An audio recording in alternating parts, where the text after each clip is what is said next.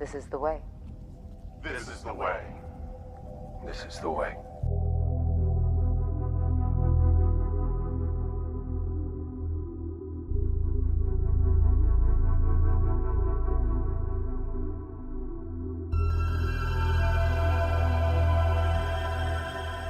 Fuck that movie. Anyways, I'm sick of talking about that Yeah, movie. I'm over I can't it. do it I'm anymore. over I'm it getting now. too mad. Let's talk about fucking Din Djarin.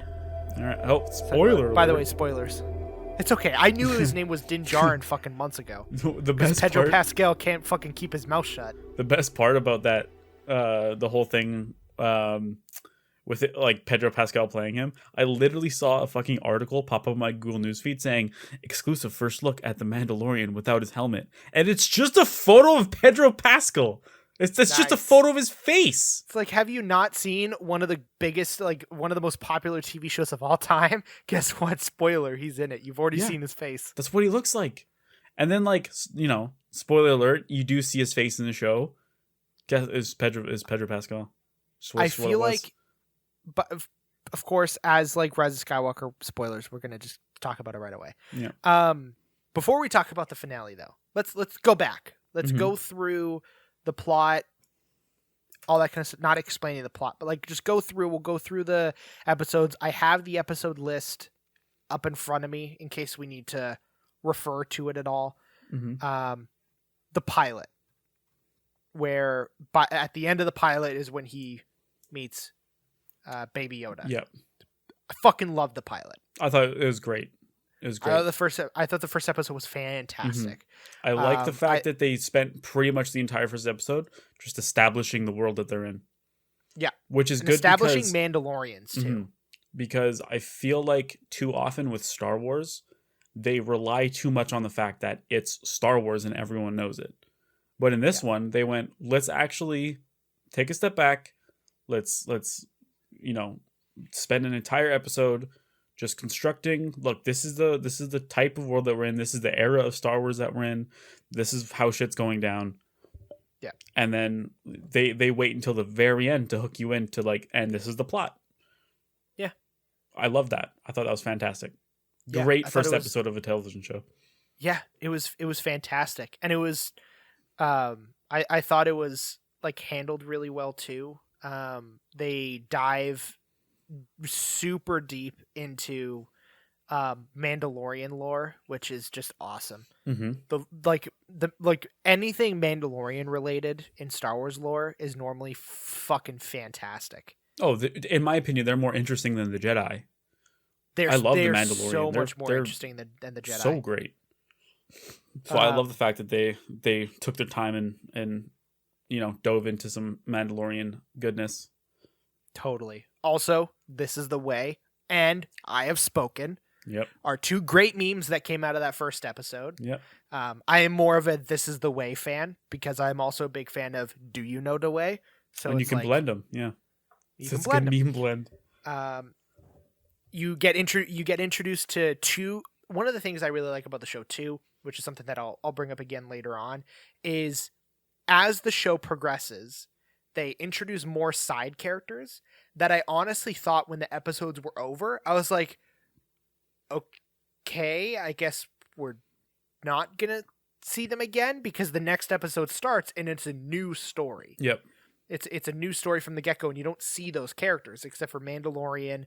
I found out his name is Grief Karga, which is the guy he gets his jobs from. Yep. Werner Herzog's character, the guy who gives him the job, and then the other Mandalorians, Mhm. especially the leader of the tribe of Mandalorians. But I started getting this thought where I'm like, okay, I guess they're just doing one-off characters and they'll use that as a vehicle for cameos in the future. But then when the second to last episode comes up and he then starts going through and picking up all those characters, I was like, I see what they're doing now. Mhm. They're building a crew. Yeah, I That's what thought they're it was, doing. It was a brilliant use of a fairly traditional Western trope, which this show does a Totally. lot of. Like the show, Yeah. I mean, it's no secret that it's literally It's- just trying to be a Star Wars Western. Oh yeah, which- it bleeds Western, Mhm. and I love and it. it's brilliant. Like I really enjoy it. Now I will say, like for me, I wasn't I was hoping that the show wasn't going to be just a Star Wars Western, because, you know, we've become super accustomed to basically like what's being dubbed as like the super movie type shows, where it's just one long continuous story without, you know, like you have to watch the last episode to understand what's happening in this episode. This show is very much not like that. Yeah. You can, like, it's not like you can skip an episode, I don't think, but each episode kind of is itself, like its own self-contained story until like the second and last episode. I would say there's maybe an episode or two that you could get away with skipping. I think I very specifically have 3 that, in my opinion, could be completely cut. One of them is my favorite episode of the show, but which one? Overall completely irrelevant to the overall plot. My favorite episode is Chapter 6, The Prisoner. But fuck yeah, that is the best episode. Yeah, but you could cut that. You could cut that from the show. You could totally cut that episode, but it's so good though. Holy shit, so much. Oh my god, it's such a good episode. Fucking Bill Burr, my boy. Anyways, yeah, literally in my list of good for the Mandalorian, it just says Bill Burr. Dude, he was so good in that show. I love Bill Burr. I was genuinely surprised because I know that he can act. You know, he's okay. We both have seen Breaking Bad. Yeah. He's better in comedic acting roles, like F is for Family. He's really good in that show. But like, dude, this guy, like, for a guy who doesn't really care about sci-fi shit, he fucking came to play in that show. Yeah, he must got a fucking payday too, because I know he doesn't give a shit about that, like this type of stuff. So, well, like that's the funny thing. Like I was watching this video where he was talking about it. It was before his episode aired, and he was like, I can't really talk much about the plot, and like they were asking how it is now being like a part of the this like the sci-fi pop culture, you know, side of things, because he's mostly been a sports guy his whole life. And he was talking about, because it was, like I said, it was before his episode came out. I can imagine his opinion probably stays the same because people have been like just showering him with praise since the episode came out. But he was talking about how surprised he was when it comes to the like the, you know, the, I'm just going to use the term, the nerd like fan base, like that kind of like, you know, realm of things like Star Wars and shit, where he's like, you know, he's like, oh yeah, like I watched the movies, but not until I was basically an adult. And he's like, he's talking about how he's been to like sports games and conventions, all that kind of stuff before, where people are like kind of like dude bro douches.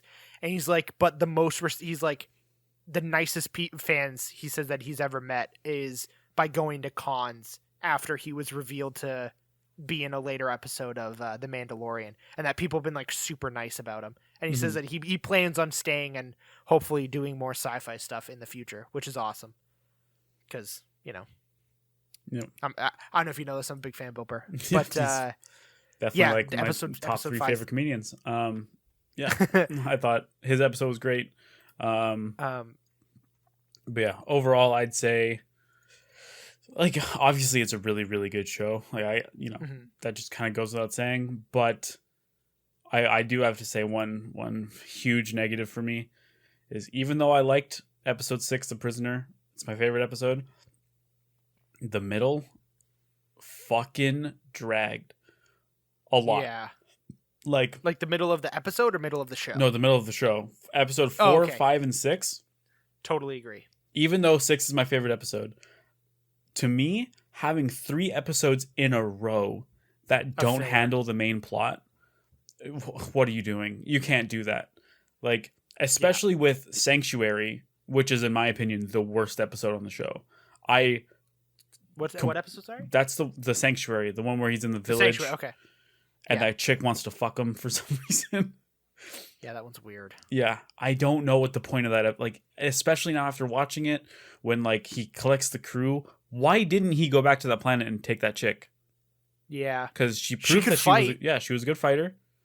She was down to fuck the whole time too. Like, yeah, it's ridiculous. There is one thing about that episode that I did actually really or 2 things. One, I did think that, even though I still totally agree that the middle of the show really fucking drags, is in that episode, The Sanctuary, which I also would agree it's my least favorite episode. but I feel like the battle in that episode I thought was well paced, and I really liked it, and how they showed a smaller but bigger scale when it comes to Star Wars battles, where it wasn't a ginormous army against a ginormous army. It was a little village against an AT-ST. Not even a full AT-AT. Yeah. An AT-ST and a couple troops. Yeah. And it was like, Not a they lot. made it look fucking intimidating with the red eyes and everything. Like, they did a really good job of making that thing look fucking intimidating. Because if you just watch the movies, you're like, why is anyone afraid of those things? Just Luke Skywalker just takes them down in 2 seconds. Yeah. Like, but like for this, it's like they don't have someone like that. They don't have Luke Skywalker. They don't have a Jedi. So it's like they have to go off of their wits, basically. Yeah. You know, they have to trick it into falling into that, you know, hole. And I thought that was really good. And I also liked the subtle little hint to him with his helmet off. Yeah. I did find it kind of funny though that like she's in his room basically trying to like say, hey, fuck, get naked and put dick in me, please. And then he's like, I can't take off my helmet. We're not allowed to. And then she walks out of the room and he immediately takes his helmet off. Well, okay. Well, here's the thing. I get it. Like visually and thematically, it was nice, but I just thought that was kind of funny. I let that go the moment he takes his helmet off in the finale because of one line of dialogue, which was, I cannot have another human being or living see thing. My face. Yeah, living thing see my face. No one could see it. See, my so head it makes canon sense for for him that, to take it off. My headcanon for that, Jamie, is that she hadn't left yet. No. So she leaves and he takes his helmet off, right? And he took his helmet off because in order to take the armor off, you have to take the helmet off first. And he fucking needed to jerk off so badly because he hasn't had sex in his entire life, and he just had a girl basically begging for it, and he was like, sorry, I can't take my helmet off. And then she leaves and he's like, I gotta jerk off. You know, that's my headcanon for that. So there you go. But yeah, middle episodes definitely dragged. The Prisoner was the best episode. It also had the coolest cameos, both Clancy Brown as the all red horned alien and Richard Ayoade as the android, which I really enjoyed a lot because I'm a huge fan of Richard Ayoade. But man, they really like, I don't know what it was, but it's like once the show hit episode 7, the second to last episode, they're like, we made you wait 3 episodes in a row of no plot. And now we're going to shove all of the plot down your throat and you're going to like it. Yeah. Because episode 7 was fucking baller, dude. It was so good. Yeah. Like I say, obviously episode 6, Prisoner, is my favorite episode. But man, it is close to episode 7 and episode 8. Like those two both episodes of them were great. Are so insanely good. It made me so mad that like, because the way they did the release was a little weird, where episode 7 came out a Wednesday and then episode 8 didn't come out until the following Friday, so you had to wait 9 days for an episode. For them to do that with those 2 episodes specifically, fuck off. Like, but, yeah. But here's the thing. I didn't want to wait at all for the next episode after that. But here's the thing, and here's why I think they still do it anyways. Are you still gonna fucking watch it anyways? 100%. Come on. Were you just not gonna watch it? They know. I was annoyed too. Yeah. But the second episode 8 came out, dude, I watched episode 7 like super early in the morning because I had to work an opening shift that day, and I was like, I don't give a fuck. I'm like, I'm watching it before I go to work. Dude, episode 7 and 8 were so good. Man, they're fucking fantastic. I got to work an hour early and just sat. I sat in a chair in the corner watching the episode before my shift because like I couldn't wait. I couldn't wait to watch it. I had to watch it. Is it just me, or does it feel like it's been longer since the season finale than it actually has? Yeah. I feel like a giant it's been hole 2 in my days. heart. I feel like there's a hole in my heart, you know? Spoiler for people listening. We're recording this on the 29th of December. Literally, Mandalorian only ended like 2 days ago. Yeah, literally 2 days ago. And I miss it. Like, I just want it back in my life again. Let's just skip all the way ahead because the middle episodes, like you said, it just drags a lot. You know, there is the episode The Prisoner, which is the best episode. I do have to say But- one quick little shout out to the episode Yeah. The Sin. That sequence when he's breaking into the Empire holdout and he's like murking all those fools and like Werner Herzog's in there and stuff. Fucking baller. That's a Pretty baller sick. ass fucking part of the show. That's one of the things that I love about the show is that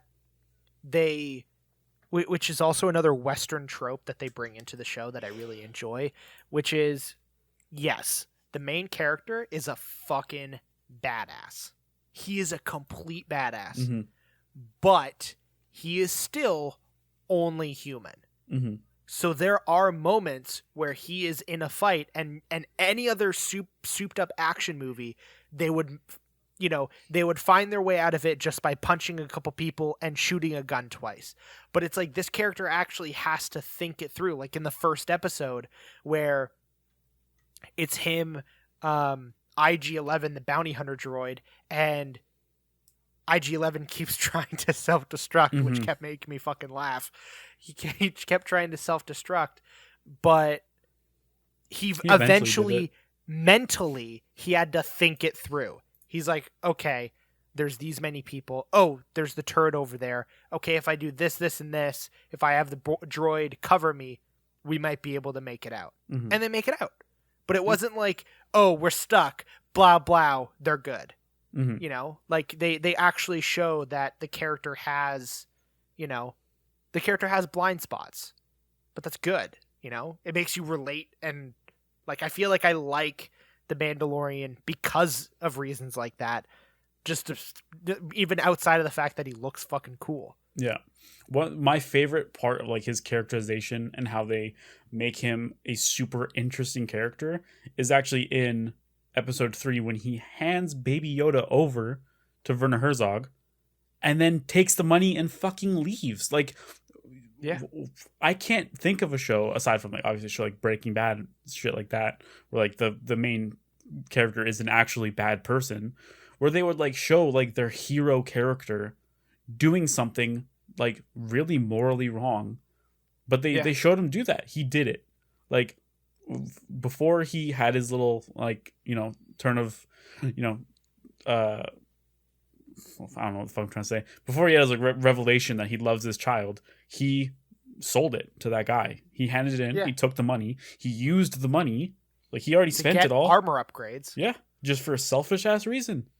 And then it clicks in his head that he just can't do that. Like most shows in that situation would have had him turn down the money and take the baby and walk away. Yeah. Yeah. But they had him do the wrong thing first. And then learn from then it. Then realize that it was then make him find out. Like, and the cool thing about that too is that like you can tell that he 100% knows that is the bad decision. That is what a bad person does, but he does it anyways. But it's after the fact is when he finally comes to terms with the fact that he disagrees with it and that he doesn't actually want to do it. And another that super makes a fucking interesting character. A super interesting part of that episode that they never touched on it again, which is part of me wishes that they did, but I'm also kind of glad that they didn't because it was just a cool little one-off thing.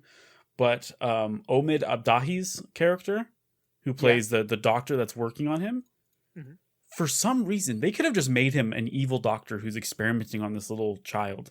Yeah, they made him like to me it felt genuine that he actually cares for this child and he didn't want to hurt it. Like that seemed super genuine to me, that he wasn't trying to hurt the child and he was actually looking for a way to save it himself. Like to me, that they didn't need to do that. Like they could have just had him be typical evil doctor man, fucking does experiments on baby. But no, they went the extra mile. But it totally worked. Yeah, it was great. It's great. And I'm hoping he comes back in season 2. You know what? He's great. He's a great actor. Me too. He's a great actor. Mm-hmm. And I think his character would be awesome in the second season. I would love for that character to become a better person. Mm-hmm. Like join the good guys. Yeah. Or well, we're assuming they're supposed to be the good guys. Yeah. So okay. First let's break down this episode 7, The Reckoning, the second to last one. Mm-hmm. The episode that really makes you, because 2 episodes prior, they do a small little hint right at the very, very end about Moff Gideon, of him going up to who is the body Giancarlo Esposito's character. Who's Giancarlo Esposito. Great fucking get for them, by the way. Oh, 100%. 100,000%, bro. He's great. And the episode, quick little rundown for people listening. If you haven't seen the show, why the fuck are you listening to this? But, you know... You should stop listening now if you haven't seen the show. I thought the fucking second to last episode was great. I thought it was so good. I think Moff Gideon is a great villain, even though we barely know anything about him, but then also know so much. Like the last 2 episodes did so much great work for the show, because no matter how the season ended, I was gonna watch the second season. Because I liked it enough where even if it didn't have that great of an ending, I still would have watched it. Yeah, it was still going to be a quality Star Wars story on a smaller scale, which is exactly what I want. The coolest thing that I like about the finale of the first season is it answers all the questions that the overarching plot of the first season were asking. But instead of reopening new story questions, they opened character questions. Because all I want to know are 2 things. 1, what happened to Mando after Death Watch saved him when he was a child, which we'll get to Death Watch in a fucking second, because I was losing my shit when I realized that it was Death Watch. And 2nd, how the fuck did Moff Gideon get a Mandalorian darksaber? That's all I care about.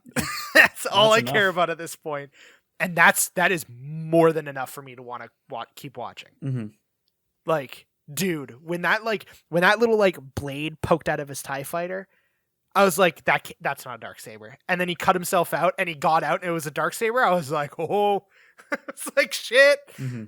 That's fucking sick. Yeah. Well, because like earlier in the episode, the person, the blacksmith, the Mandalorian blacksmith, she mentions, like, they're talking about Jedi and stuff like that, and then they're talking about them being the enemies, but then she mentions the fact that actually they're not all enemies, and that there was a Mandalorian, like the great Mandalorian, who trained with the Jedis, and like she doesn't specifically mention the Darksaber, but she's very much hinting at the Darksaber. Yes, like those 2 stories are linked. Yes. Like any sort of ancillary knowledge of extended Mandalorian lore makes you know that the Mandalorian who trained with the Jedi eventually wanted to create the most powerful lightsaber that he could, and he was able to create a lightsaber, a dark saber, I guess, which is incredibly powerful. It's the most powerful saber that there is. I believe it can even cut through other lightsabers. I think you're right. Yeah, it's ridiculously powerful, and it's super cool looking. Yeah. And I remember when it pans over to his crashed TIE fighter, and when you hear the fucking the iconic sound of a lightsaber starting up, in my head I'm like, oh shit, he's got the Darksaber, because like they, like, in my opinion, there's no other reason to bring that up earlier in the episode. There's no reason to remind you. There's no reason of the Mandalorian that trained with the Jedi. There's no reason for that. But then once I heard that, I was like, oh, fuck. They were reminding you of that in your head so that you were prepared to see this. And then he cuts through and you see it, and it looked fucking incredible. It looked so perfect. Because it's only ever been seen in the animated show. Yeah, and then I think really in a couple comic books, I think. Yeah, but it's never been seen in live action. Holy fuck, does it look amazing. And the thing I love about it too is that that's like a ripped design right from the animated shows. You know, like that's what I love about the show so much, is that it's like, me as a fan of the animated shows, it's really making me feel that all that, even though like I still would have appreciated the time that I took out of my life to watch the animated shows because they're so good, but it's like, it's a double like confirmation for me that like that time wasn't wasted, because they're introducing so much stuff that was popularized or created from the animated show, and they're bringing it into the main canon in the Mandalorian and in the movies, and it's awesome to see. Like, that's why, even though the Darksaber's super cool and it was a great scene, I am more excited about the possibilities that they brought fucking Death Watch into the show too. I thought that was super fucking cool. Like, because when I saw, you know, that Mandalorian, you know, reaching for, what was this? It was something, where is it? Din Djarin, the Mandalorian's character, when he was reaching for Mando when he was a little kid, and he pulled him out, and I saw that they were wearing blue armor.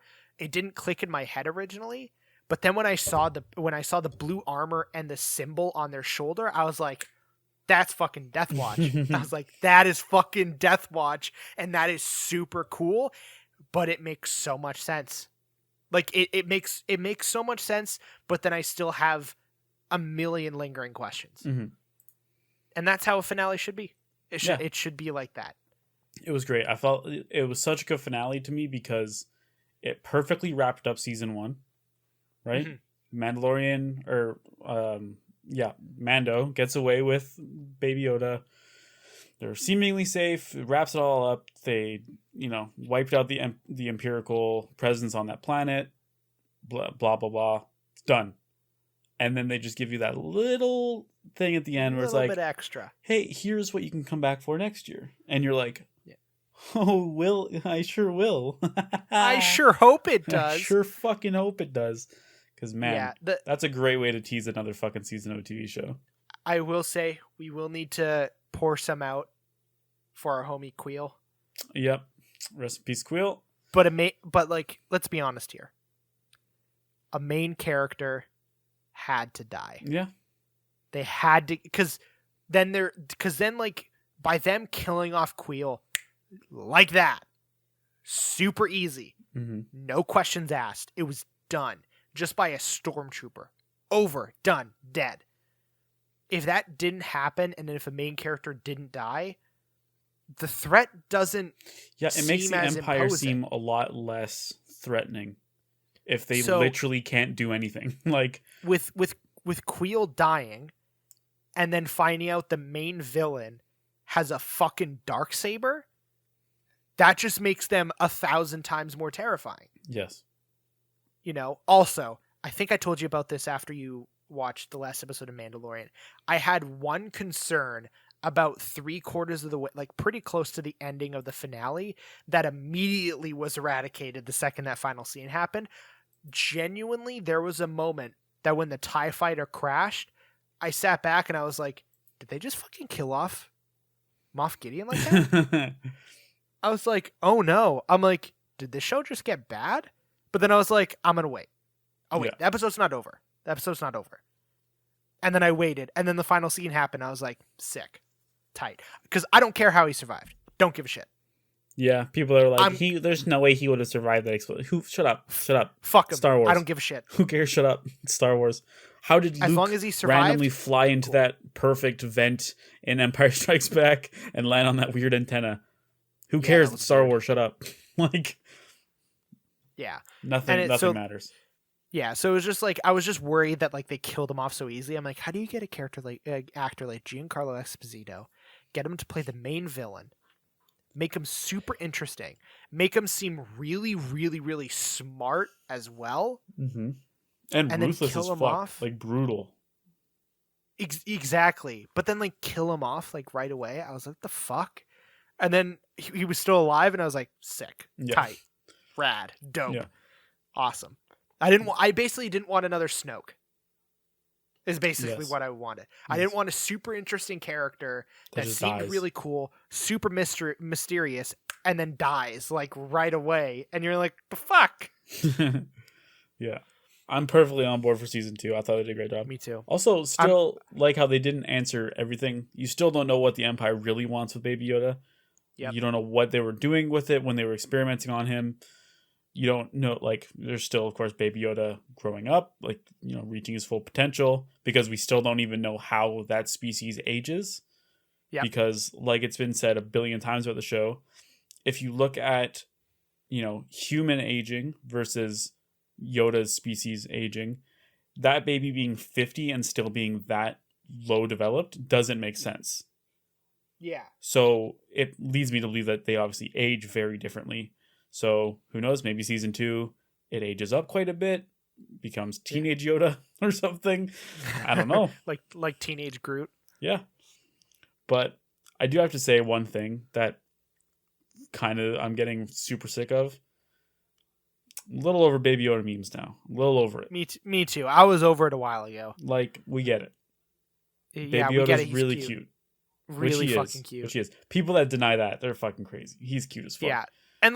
And thankfully the memes aren't ruining when Baby Yoda's in the show. Yeah. Like, every time Baby Yoda's in the show, I'm like, fuck yeah, man. I'm like, look at this cute little sack anytime of he does shit. anything, like when he's like, "Hey baby, do the hand thing," and then he just waves That at was him. so that was adorable. That was so fucking funny. Yeah. Dude, oh, that killed me. Or like when IG-11 puts Baby Yoda on the front of the speeder after he kills the 2 stormtroopers. By the way, fuck those stormtroopers for fuck those punching Baby stormtroopers. Yoda so much.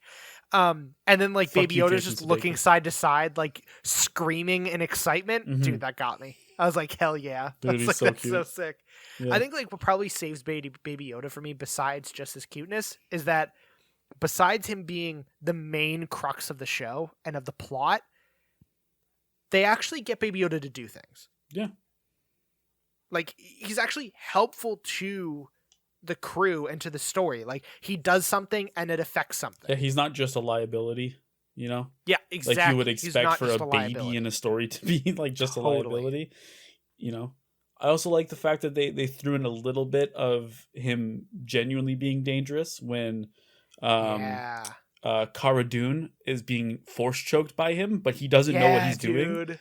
Like, because he's a baby, he doesn't know what he's doing to her, but like he's killing her. Like, that was super interesting. I hope that was so hardcore. I hope they touch in a little bit more on that in season 2, like him. Yeah.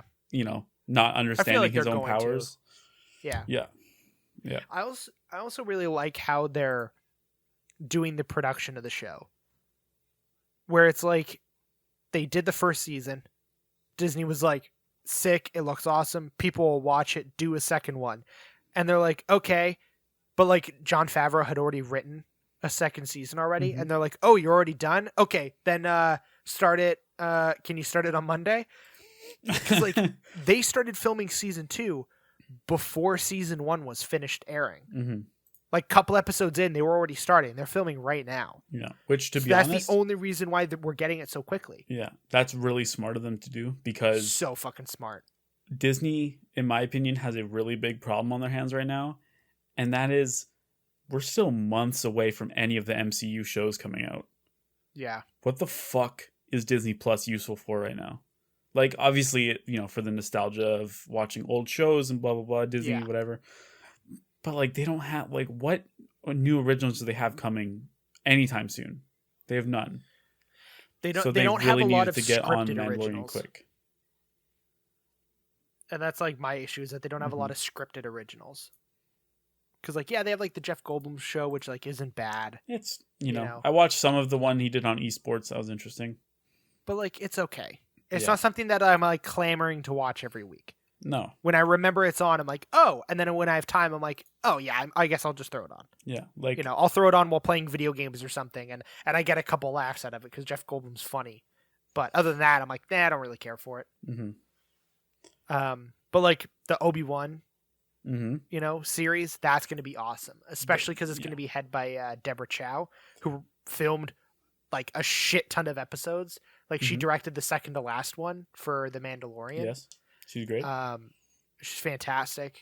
We have Mandalorian. Like I don't know what they're going to do until, hopefully they can ride on The Mandalorian and nostalgia for those shows long enough until one of the MCU shows comes out. Yeah, and they like, in my opinion, whatever the first MCU show that comes out, I don't know which one it is. I'm assuming it's Falcon and Winter Soldier. I'm assuming that's the first one, or maybe it'll What either If. it'll be either that one. I think it's either going to be What If, Falcon and Winter Soldier or WandaVision, because I know all like What If was started a while ago, but like Falcon and Winter Soldier and WandaVision are filming right now. I don't know if Loki is, and I don't think Hawkeye is either. No, but I know those three films, those three shows are 100% in the process of being made like right now. So it's one of them. I really hope that they do one of the live action and What If kind of at the same time. Yeah. Because they're clearly doing the weekly episode release, which The Mandalorian and Watchmen have both like lit that fire that I used to have of being excited of watching a show weekly again. You know, especially with like some of the episodes of Mandalorian, like episode 7, dude, I was so mad. Like I genuinely like that second to last episode of Mandalorian gave me fucking anxiety at the end of it. Like I was like, shit. I understand the Netflix model of releasing it all at once, but that because I understand people don't want that feeling of feeling angry that an episode's over and you want to watch the next one.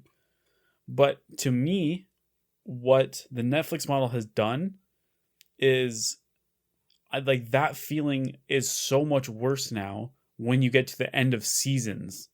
Because when I get to an end of like the only real Netflix original that I'm like super into and I wait for every time is Stranger Things.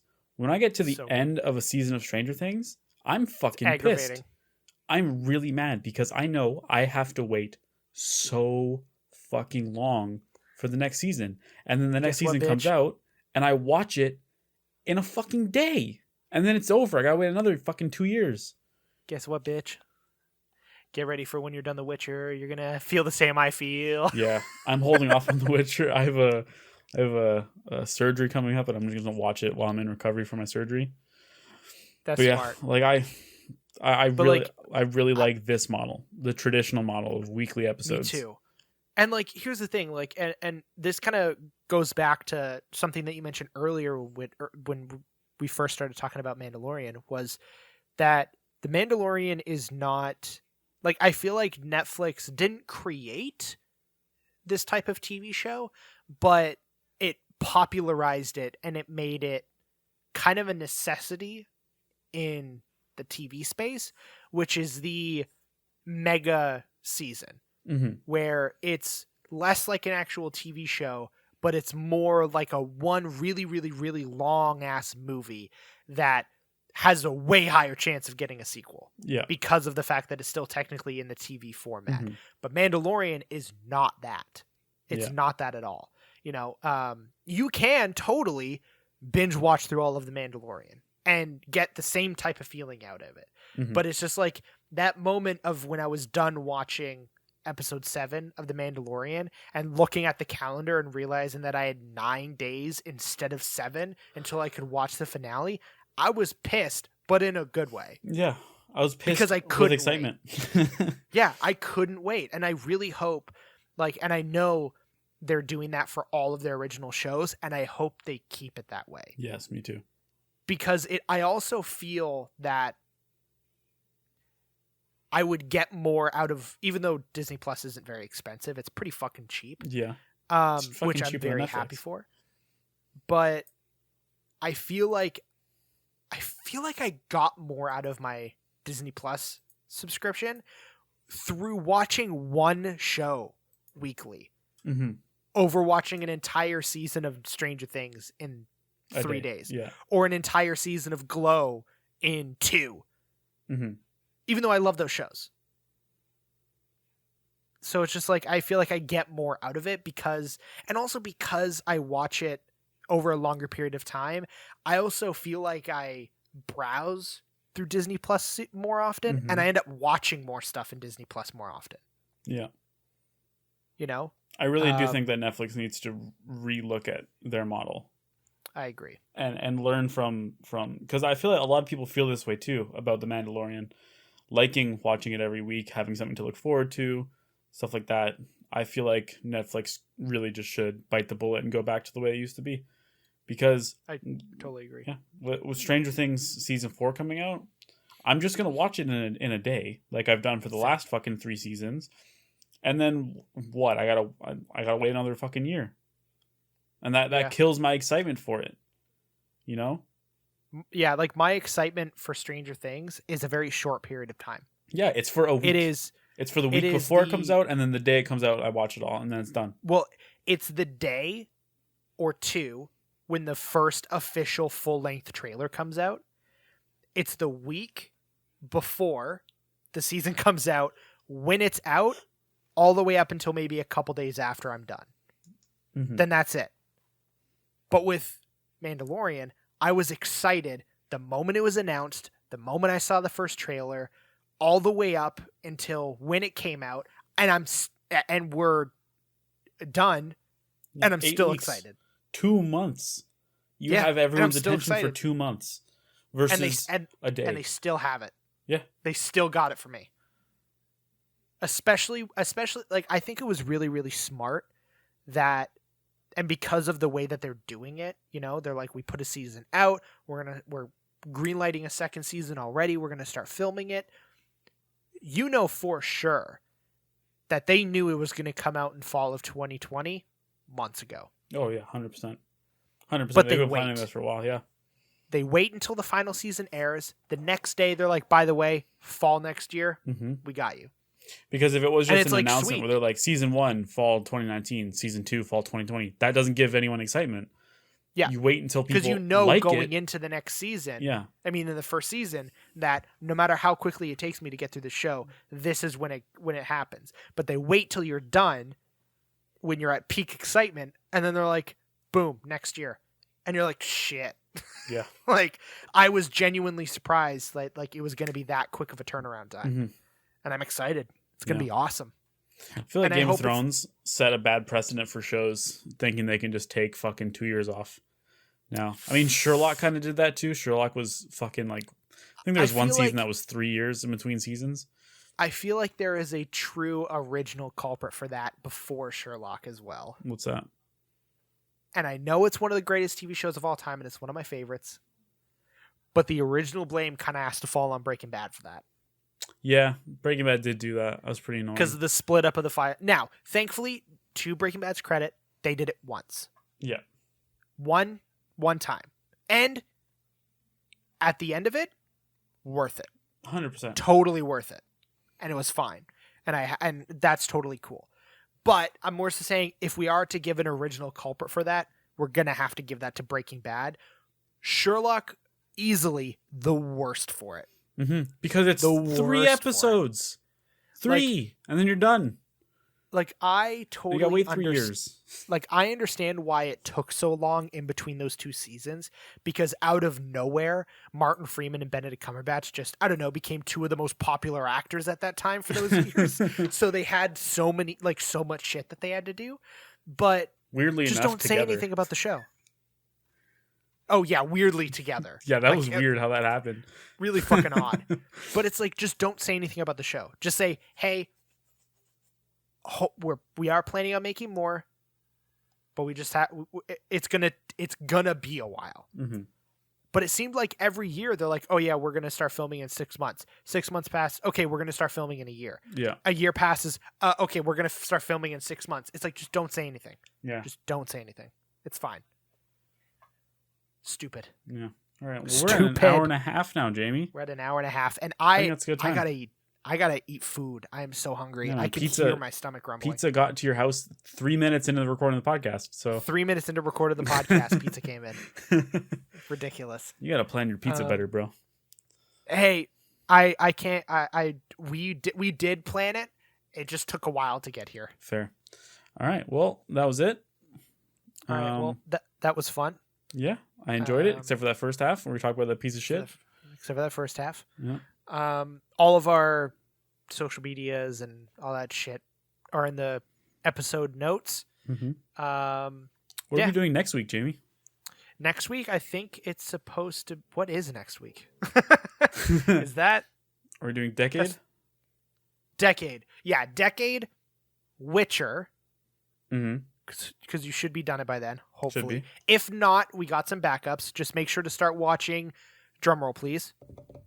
The Spider-Man movies. We're gonna do a Spider-Man deep dive. Yep.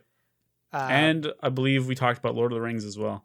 Yeah, we're gonna do Lord of the Rings at some point as well. I think I might swap the release of episodes around a little bit, depending on, just to like kind of have a break in between, have like, decade, a deep dive, Witcher, then another deep dive, so it's not 2 in a row. I also have some other ideas that I thought of stuff that we can do for an episode, but I'll talk to you about that afterwards. Next episode should be a decade in review, where we basically talk about our favorite and least favorite things to come out in the last 10 years across movies and TV shows, which we'll be recording, and it will come out after New Year's. So yes. Just like how this episode will be out after New Year's. Yeah. Because we're an episode ahead. Hey. But so that's going to be the next one to look forward to, is a decade in review. I got to start that soon, like ASAP. Yeah. So because I'll start writing notes now. There are going to be a lot of notes. Mm-hmm. I think that's it. Yeah. That's going to be about it. I guess you can stop listening now.